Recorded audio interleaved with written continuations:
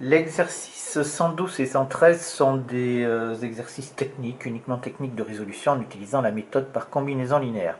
Le premier, on l'a fait dans le cours, donc je passe au deuxième. Donc on croise les coefficients, vous voyez qu'en rouge, donc j'ai 8 et 4, je les croise, etc. Ça c'est pour éliminer les x, donc je ne m'occupe pas des x quand je vais travailler en rouge, en rose, là ici.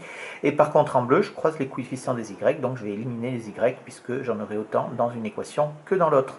Je vous rappelle que ici j'ai 8 et 4, donc je me retrouve avec 4 et 8, et je me débrouille pour qu'au final il y en a un qui soit positif et l'autre qui soit négatif. 4 fois 8 ça fait 32, donc là il faut que j'ai moins 32, donc 4 fois moins 8. C'est tout. Pareil ici, là j'ai 2 fois moins 5, ça fait moins 10. Et ici, eh ben, il faut que j'ai plus 10, donc je fais 2 fois plus 5. D'accord? En fait, quand je croise mes coefficients, il faut qu'il y en ait un des deux où je change le signe. On se débrouille autant que possible pour avoir des nombres positifs. On privilégie les nombres positifs. Ici, j'aurais pu prendre moins 2 et moins 5, ça aurait marché aussi, mais ce n'est pas judicieux. Vous remarquez que, et ça je vous conseille très fortement, c'est même une obligation sur vos copies, c'est de mettre des couleurs, c'est-à-dire que là vous faites quelque chose en couleur, donc vous avez quelque chose qui correspond, et pareil, là c'est ce qui correspond à ce qui est en bleu.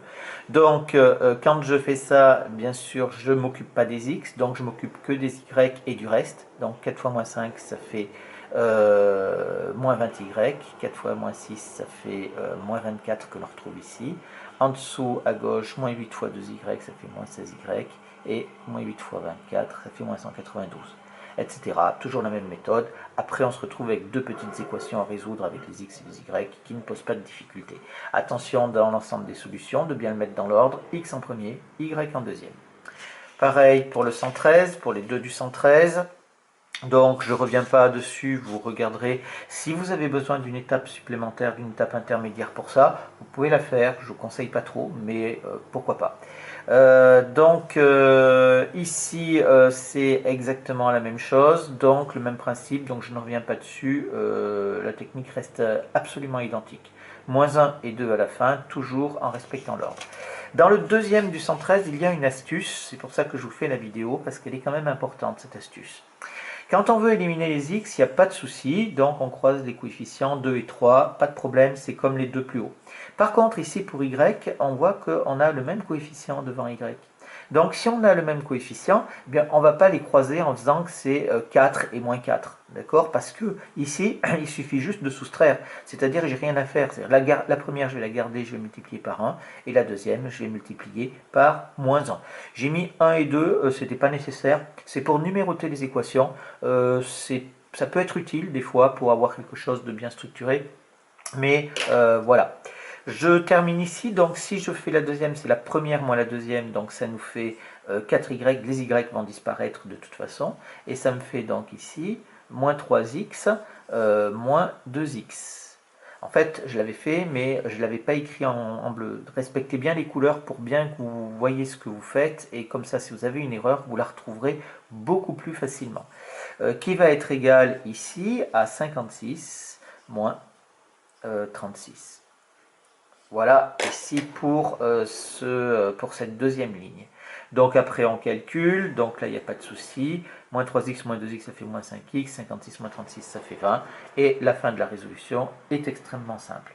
La méthode par combinaison linéaire est vraiment très très rapide quand on a des nombres comme ça.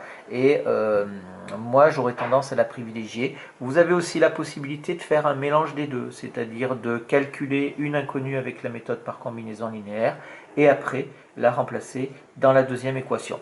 Ça c'est au feeling un petit peu, ça dépend des exercices. Le dernier exercice, l'exercice 121, qui est un exercice de mise en équation. Alors, ça, on vous le donne dans le texte, mais la plupart du temps, on ne vous le donnera pas. C'est-à-dire qu'on vous parle de croissant et de baguette, il faut trouver le prix du croissant et de la baguette. Donc, la première chose à faire, c'est de mettre en équation le problème.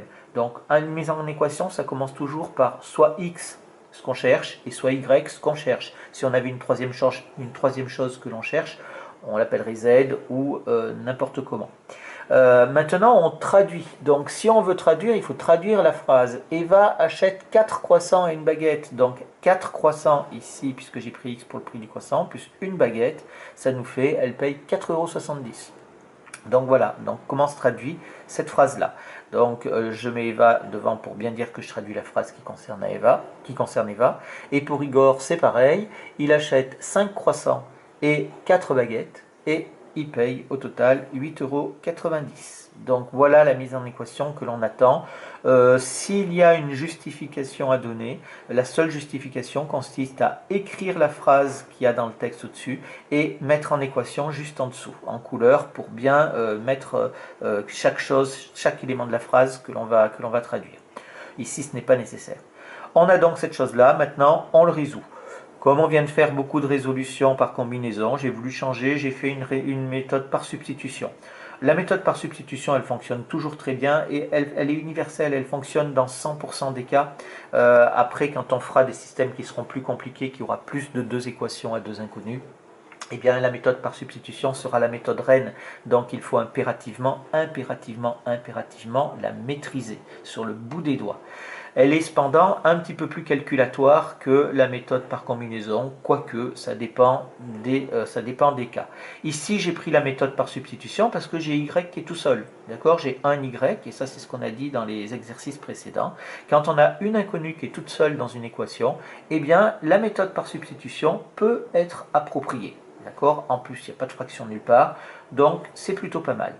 Voilà pourquoi je l'ai utilisé. Mais la méthode par combinaison fonctionnerait tout aussi bien, sans aucune difficulté.